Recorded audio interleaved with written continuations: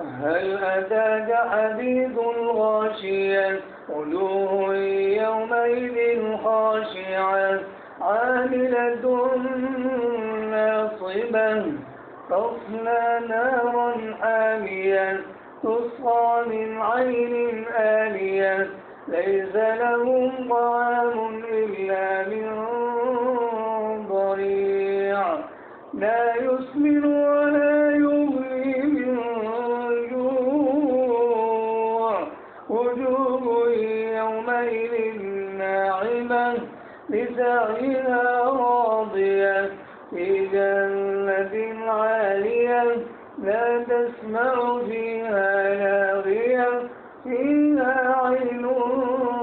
جارية فيها سرر مرفوعة وأكواب موضوعة ونمارق مصفوفة وزرابي مبثوثة